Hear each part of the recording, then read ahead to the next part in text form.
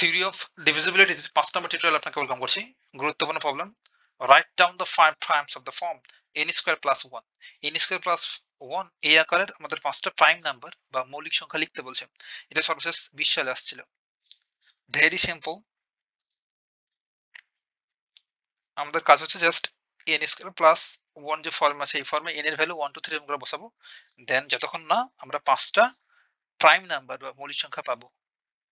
তাহলে n square plus 1a n equals to আমরা বসাবো 1 2 3 এসব। কতক্ষণ বসাবো? যতক্ষণ না আমরা 5টা প্রাইম নাম্বার পাচ্ছি।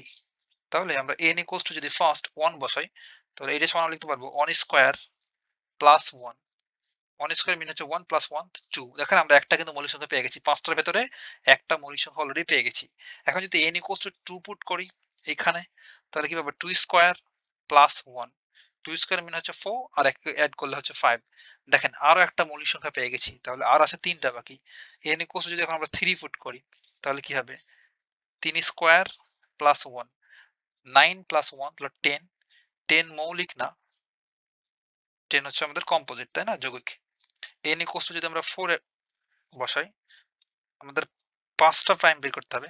তাহলে 4 স্কয়ার প্লাস 1 তাহলে 16 আর এক হচ্ছে 17 17। দেখেন 17 কিন্তু একটা আমাদের প্রাইম নাম্বার। তাহলে প্রাইম কয়টা পেয়েছি 1 2 3। আর আমাদের দুইটা প্রাইম নাম্বার বের করতে হবে। যতক্ষণ না আমরা 5টা পাচ্ছি ভাই ততক্ষণ আমরা n ইকুয়ালস টু ভ্যালুগুলো পুট করতে থাকবো। এবার n ইকুয়ালস যদি 5 পুট করি এই ফর্মে এখানে তাহলে কি হবে 5 স্কয়ার প্লাস 1 25 আর 1 হচ্ছে 26 26। এটা অবশ্যই প্রাইম না বা মৌলিক সংখ্যা না। তাহলে n ইকুয়ালস টু যদি 6 পুট করি তাহলে 6 স্কয়ার প্লাস 1 6 6 36 আর 1 আছে 37 37 37 ভাই এটা কিন্তু একটা মৌলিক সংখ্যা। তাহলে কয়টা মৌলিক সংখ্যা আমরা পেলাম 4টা। আর একটা হলেই আমরা কাজ শেষ করে দেব। তো n ইকুয়ালস টু নেব 7 7 যদি নিই 7 7 49 এবং 1 এড করলে হবে 50 50 তো মৌলিক না, অবশ্যই কম্পোজিট নাম্বার বা যৌগিক সংখ্যা। বাকি কাজগুলো এখানে। এবার আমরা n ইকুয়ালস টু 8 পুট করব।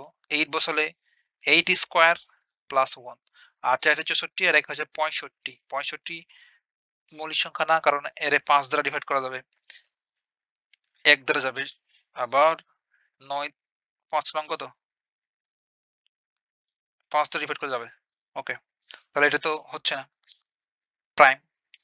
n ইকুয়ালস টু এবার 9 নেব। তাহলে 9 9 81 প্লাস 1 82। এটাও কিন্তু কম্পোজিট নাম্বার। এর একাধিক, এর 2 এর চেয়ে বেশি ডিভিজার আছে।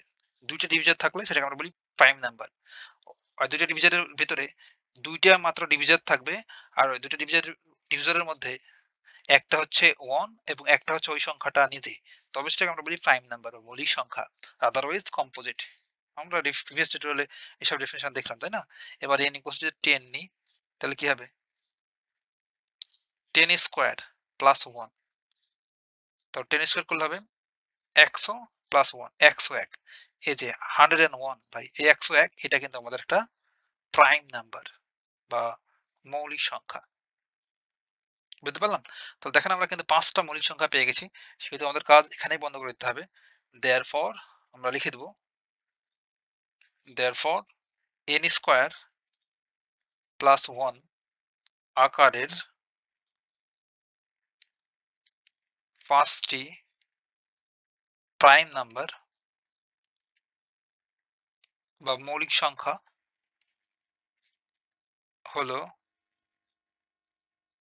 জাস্ট আমরা লিখে দেব, একটা হচ্ছে 2, একটা 5, একটা হচ্ছে 17, দেন পেয়েছি 37, লাস্ট এন্ড ফাইনাল ওয়ানটা হচ্ছে 101। তাহলে আমরা এখানে কি ইউজ করলাম ভাই, n এর ভ্যালু 1, দেন ইউজ করেছি 4 5, চাইলে আমাকে লিখে দিতে পারেন 5 ইউজ করলাম 6 7 8 9 এবং 10 পর্যন্ত আমরা n এর ভ্যালুগুলো ইউজ করেছি। এটা মূলত 4 মার্কের জন্য একবারই আসছিল ভাই। কথা হবে নেক্সট টিউটোরিয়ালে।